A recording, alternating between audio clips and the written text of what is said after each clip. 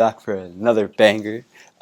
Today's video is going to be about a productivity hack slash tip that you can implement into your daily life to greatly increase your ability to stay organized. And from what you can see on the screen, it has something to do with emails. So what I have on my screen is just kind of a throwaway email account that I made a few years ago, and now I have a good use for. Because I will be implementing the zero inbox workflow on this email. If you've never heard of what the zero inbox kind of workflow, kind of way of managing your email system is, it is essentially a way of having your email so that the inbox is always empty, or at least by the end of the day, it's always empty, or at a very small number. Everybody knows that the majority of people have right here where you see 199, like 2,000, 3,000 unread emails, which is really, even if you're still organized, it makes you feel unorganized because you just see all those emails that like make you think, what if there's something that I haven't read and I've missed? So this is a true way, tried and true way that I've used for the past like 2 months to never miss emails and stay on track with things. And I'm going to be implementing that right in front of you guys live. I haven't like practiced this, so I might make some mistakes, but we're going to work through it and get to the final stage, which, well, if you tune in, you'll see. So first things first, we're going to go to settings. And we're going to go to advanced. And what we're going to do is turn on auto advance. And templates is also quite useful. Basically, you can write template emails, but that's not a topic for today's video. But if you are writing similar emails often, that is also helpful. Anyways, so we have auto advance turned on, but it's kind of annoying. It kicks you out of the settings each time. We're going to have to go back to settings right after this. If it cooperates. And feel free to skip through this video if you want to try to skip through a part that I'm taking a while on and just see the final result. Okay, so I'm just going to start from the bottom so I don't miss anything, and we're going to go through also signature. If you haven't seen that before, I'll probably make a video about that in the future. It's pretty cool. You can get your own custom signature, which is nice. So this is the most significant part, I would say, honestly. Keyboard shortcuts needs to be on, and it's just makes it pretty much unnecessary to use your mouse while on the Gmail app. You'll still need to use it in some instances, but mostly this kind of reduces the need, and you can just do everything from your keyboard via shortcuts. Smart features, that's your own wish. Like if you like those, then keep it on. If not, then turn them off.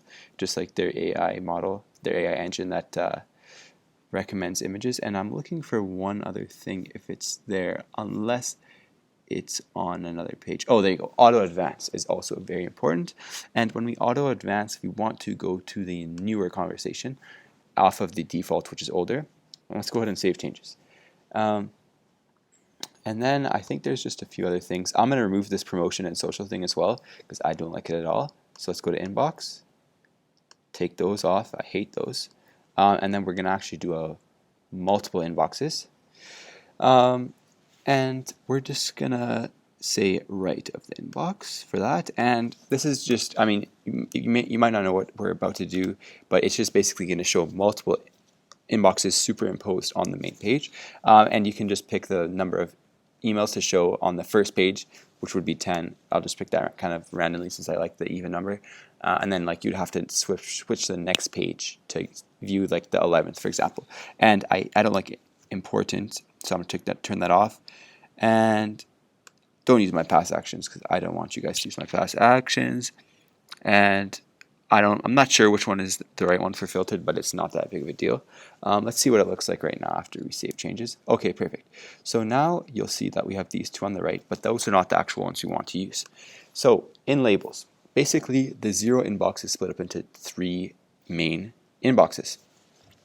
There's no like ordering, but one of them is called follow up, which are emails that you have to follow up on, as you might guess. And I'll elaborate on these 3 names as we go through them. The next one is called waiting, and you just go here to labels and make them. It's very straightforward. And the last one is just called read through, which is, I would say, the lowest priority of the 3 kind of categories we have. And what I like to do is change the colors based on priority. So we're going to make the follow up red, read through green, because I like the stoplight colors, and then weighting yellow. It's because that's kind of in middle importance. And there you go. So we have the labels implemented, but we want these labels to appear on our inbox. So let's go ahead and do that. Go back to settings, inbox, and here where it says multiple inbox selections, we currently had star and drafts, as you might have seen on the previous page, but we are actually going to change that to labels. So to do that with a label, kind of is the keyword for the standard suite of Google inboxes. So for the user-created labels, we're using L, and we can just go ahead and make them. I'm just going to put follow up, and I think it's supposed to be all lowercase actually, and spaces are demarcated via hyphens. But then the actual name can be anything, so I'll just copy the same name. And then the next one, I'm actually going to do weighting, because I think that'll order it as second, because I don't want read through to be in the middle. That kind of annoys me. And then lastly, we're going to have read through, which I'm just going to go like this. Yeah, I don't know if case actually matters for the search query, but when I first followed this tutorial by Jeff Su, actually, he recommended to use lowercase, and that is actually the credit of this technique. Who I learned it from, it was Jeff Su, so I would also highly recommend watching his video in addition to mine. Let's see if everything worked well. Perfect. So now you can see that we have these three labels on the right instead of what was there previously, and this is kind of the workflow we like to have. Obviously right now they're unoccupied, however we want to occupy them. And Jesus, this just went to 1630. I don't know how that happened, because it was at 199 at the start of the video. Anyways, so let me just show you guys like how this would work. So what you want to do before you actually start your zero inbox is starting from the current date, or actually I would recommend going back to a date, say 2 weeks in the past, where like all of the emails in the past 2 weeks could have some relevance to you, but everything after that is kind of irrelevant now. So, I mean, today's the 9th of October, as you can see on the screen. So if we just subtracted 14, we get like, I don't know, like the 25th or something in September. So yeah, you would like check all of these emails from the 24th upwards, and just like make sure, like star the ones that you want to keep, and then everything else you kind of just archive it. I'm not going to archive everything, or else I won't have any emails to like show example with. So let me first, before I do that, show you guys actually how to do the system with the follow-up and everything. So let's just like jump to this date. I guess I have a LinkedIn account with this email. I didn't even know that. So let's see, this email, well, this is like an email that I don't really need to reference. Maybe I'll check the link and then I won't have to refer to it anymore. So we're going to use the keyboard shortcut E. That's E as in every, the first letter of every. And if I press E, it's going to archive it automatically. And you saw I didn't move the mouse or anything. And that's one of the keyboard shortcuts that I referred to, which only works by turning on that setting. Moving on, let's see. This is like an NFT thing. This is probably also relevant, so I would archive it. But let's suppose that this was something pertinent that I would need to read through, but didn't have the time at the moment to read through and then archive it subsequently. So if I press V, this menu comes up, and I can use my arrow to scroll through. And then if I wanted to go read through, I just hit enter. And what would happen is that if I press GI, which goes back to inbox, because go inbox just kicks you out to inbox, I would actually have a new element in my read through, I believe. Let me see if that worked. Okay, that worked. It does take some time sometimes to show up on this main inbox. But while we wait, I will actually like explain to you more about what archive does. It doesn't delete your email whatsoever. All it does is that it moves it from inbox to all mail. So you'll always have these emails to refer to. As you can see, the one that I archived, because it's no longer has the inbox tab, is still in all mail. And when you search, Google by default, Google by default, I was filtering out all of the bad things that weren't actually because of me, so that this video wouldn't have any bad words. Anyways, well, I don't even know what I was saying. The emails that you archived will still pop here, and Google will search all mail by default. So you'll never lose it. If you actually wanted to delete it, what you would do is you would use the shortcut Shift 3 or Shift hashtag, and that will actually put it in the bin. Okay, so it's in there. Let me go double check if it's in read through yet. Okay, it's not in read through. Let me make sure that I set up my inbox properly. I think I did. So let's just keep on going on as if nothing went wrong. And oh, there you go, it's there. Okay, I'm happy. I thought I did something wrong. So now it's in here. I'm just going to keep on continuing so I can populate all three inboxes, and then we'll get back to that. So pretend that this Twitter update that I got is something that I wanted to follow up on. So maybe like I needed to email this within 1 day and I need to follow up. So I press V, which does both labeling and archive. So actually, if I press L, I just did escape to get out of the end menu. If I press L, it would just label, but it wouldn't archive. So it would still stay in the inbox, which is not what we want. We want to get everything out of the inbox. So if I do V instead, it's going to move to, which means label plus archive. So let's just pretend that's something I need to follow up on. Boom, it's gone. And it's labeled and it's gone. And the auto advanced I turned on goes to the next conversation so that it does it automatically. So you don't have to click these arrows. Look at how this thing works so cohesively. What's the last one I haven't referred to? That's going to be waiting. So usually waiting is stuff you sent to other people. So it's kind of rare that something in your inbox is something you need to wait, because that's something you need to follow up on. But let's pretend that I needed to wait on this. And we would just go waiting. And now it's in waiting. If I do GI, we'll see that the inboxes are getting populated. We'll just have to wait for waiting to update. On that note, let me show you how to properly use the waiting keyword. So let's go make a filter. Create a new filter. So this is going to sound weird, but what I'm going to do here is copy my email, create a new filter, to, and then at plus waiting. Actually, I think it's waiting plus. We'll find out if this doesn't work. Which one is it? I don't think it's, actually no, I know it's this. Anyways, okay, so this, don't even like, you don't have to understand what this does right now, but let's just create this filter, and the settings we're going to do is also apply, but there's nothing to apply to in the current inbox, archive, and send to waiting. And then nothing else is really necessary. Okay, let's go back to inbox via GI. Sorry, go back to inbox, please. There you go. And let's press C. Why did it go back to my settings? Okay, let's press C to compose an email. That's another shortcut, guys. Anything that you can do with your mouse can be done with a shortcut. And let's say that I'm emailing Elon Musk at gmail.com.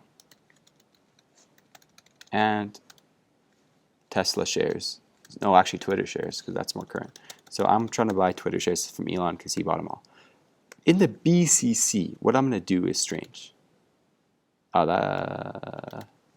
What's my, actually I think I have it in my clipboard. Okay, can I edit this, please? Okay. And I'm going to do exactly what I had there, which is my email at waitingplusgmail.com. In the BCC, very important. And I'm going to send this with Command Enter, which is another shortcut. Why is it red? Okay, I think that's just normally how it is. Okay. I think it's because Elon Musk doesn't have an email account. Okay, I need to change this to somebody else. Probably does. Okay, hopefully this one sends. Let's see a second. Okay, edit. I'm just going to get back to that waiting thing. Waiting plus Command Enter, please. All right, this is not cooperating, guys. I'll get back to you in a sec when I turn off the recording and see what's going on, and I'll start recording again. The problem was totally my fault. It wasn't the fact that Elon Musk didn't have a Gmail account. It's the fact that I incorrectly wrote this kind of email hack, which is that it's supposed to be before the AMP @ sign, not after. So now it works. And basically, I don't even know how this stuff works, honestly. Not search, I want to do continue. That's kind of annoying when you're making a filter. You always have to press continue, not search. So let's just go and do it again, Command X, which everybody should know, and change the weighting to here, and continue. So just do like that with your own email and just add the plus weighting before the @ sign. And everything is good, update filter. So let's go to inbox with GI, press C to compose, Elon Musk at gmail.com, Twitter, boo. All right, and in that BCC, so the BCC being red was actually a telltale sign that I did something wrong. So whenever you see something red, know that it's something wrong. Change email address, plus weighting. Okay, so this seems like a very long process, which it is at the start, but once you get it set up, it's very seamless. And now that BCC is no longer red, let's send this. And then what you'll see is that very shortly, this email is going to enter my weighting label. If I just refresh the page, it might luckily come.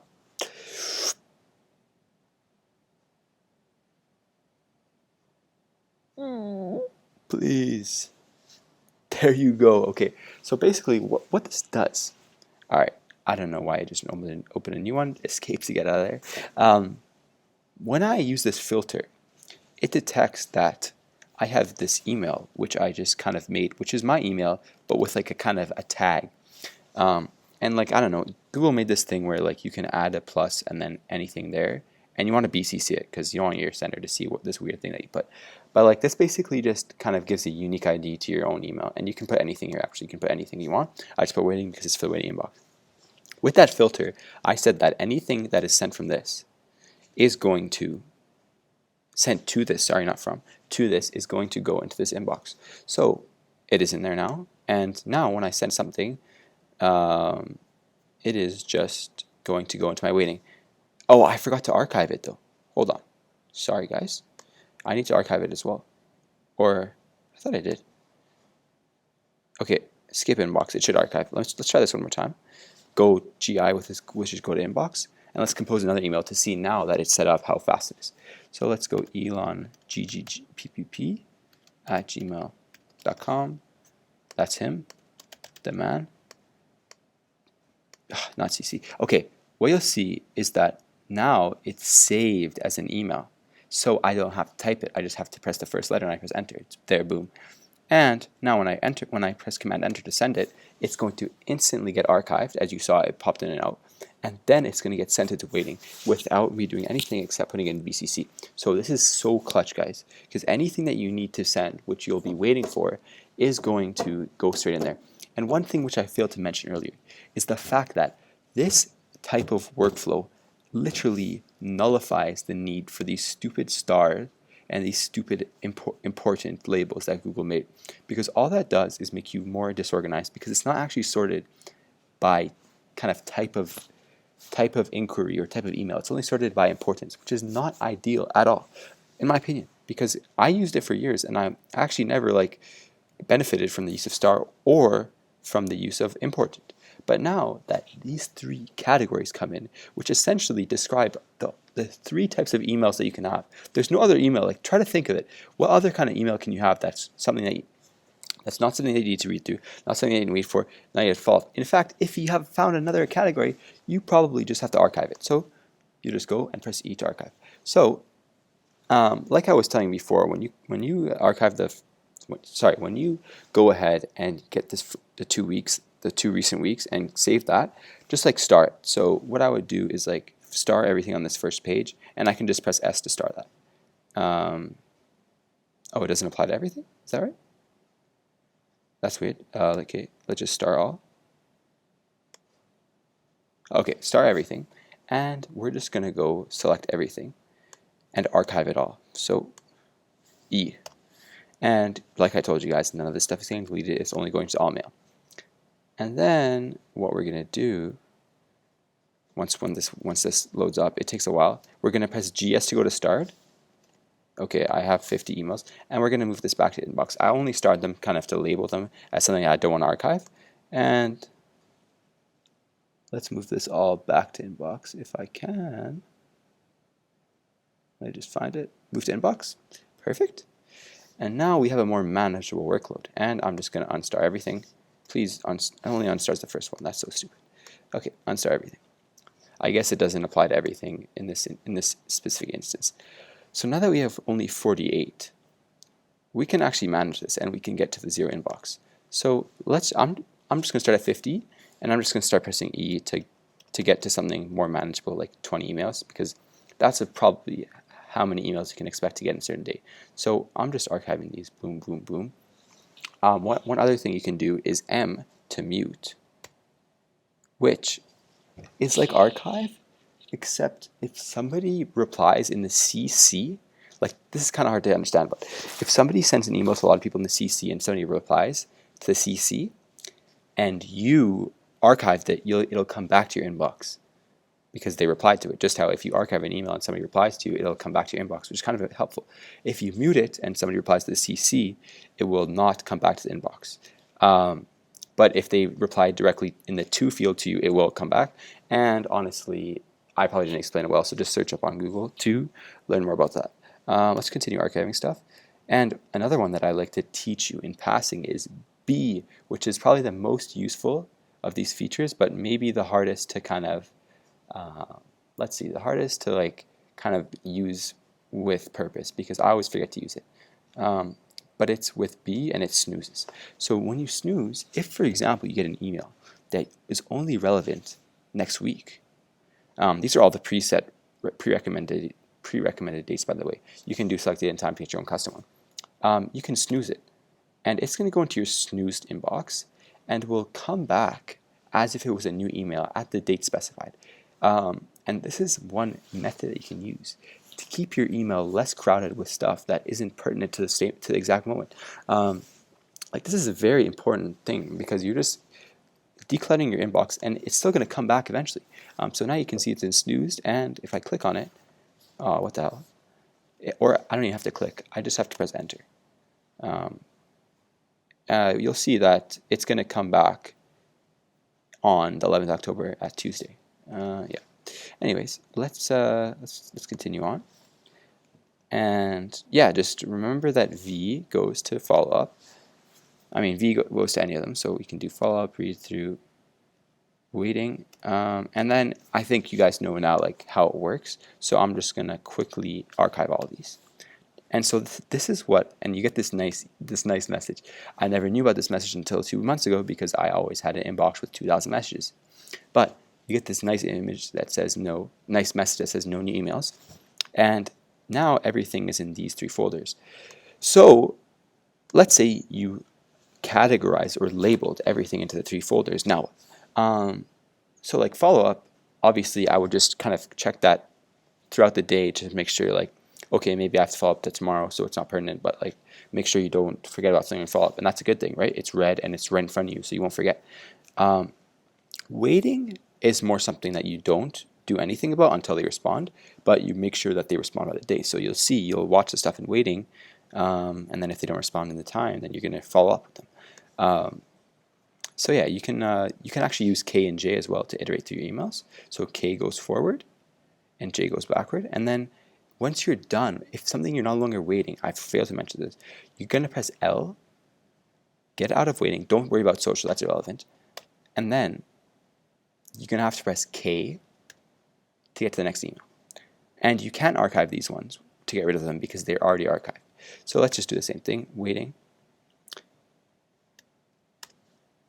K, and if you want to go back, just press J. And then Elon Musk, his inbox is full, so I don't need to wait for this anymore because I can't. And then K, and then L. Let's pretend that everything was no longer needed to be waited for. And then we're just going to press go to inbox to get back, and we'll see that waiting is now empty. Look how convenient that is. And then read through, you'll just read through them. And then once you're done reading through them, you'll do the same thing. Press L and press K to get to the next one, and now it's no longer there and it's archived. And just to show you guys again, to reiterate, all mail still there, everything's still there. None of it's deleted. If you want to delete it, like I said, it's Shift 3. And there are so many of these shortcuts. I only know the surface. It's all you have to do is search up Gmail shortcuts, and it'll give you the entire list of all the nice shortcuts. And yeah, it's very helpful. So yeah, here are the labels. We put them on the main inbox. we have no new mail. As the emails come in, you just click on them or just press enter, which immediately goes to the email that you've selected without having to click on it. And then you just want to use the V shortcut, and it will actually auto advance. That doesn't work in the 3 other inboxes because they're not part of the Gmail suite, like the defaults. But auto advance does work on the defaults, and it'll just really improve your ability to stay on task with your emails. One thing that I struggle with actually is making sure my 3 other inboxes are trimmed down. Like, I think right now, like my read through has like 50 emails, and it's not really important at that stage because I wasn't reading them incrementally. So you need to make sure that you keep your other inboxes low as well in terms of size, because if it's 30 messages, then what's the difference in having 1,000? At a certain point, there's no difference. But yeah, so like snooze, I also taught you guys that. Now starred and important are irrelevant, so you can just remove important from your inbox, actually, which you saw me do at the start. I don't think you can remove starred because Google just likes it too much, so it'll be there forever, which is kind of annoying, but you won't have to use it. So yeah, I think I covered everything. If I forgot anything, then I'm sorry, but this is all the basics you need to know to get your zero inbox email workflow started. Please let me know in the comments if you have questions, because I would be very happy to answer them. And I'll also include the link to Jeff Sue's video, which is probably better done, but please watch my video first. But I mean, you're at the end, so you probably already did. Anyways, guys, see you later, and I hope you have a great day. Bye.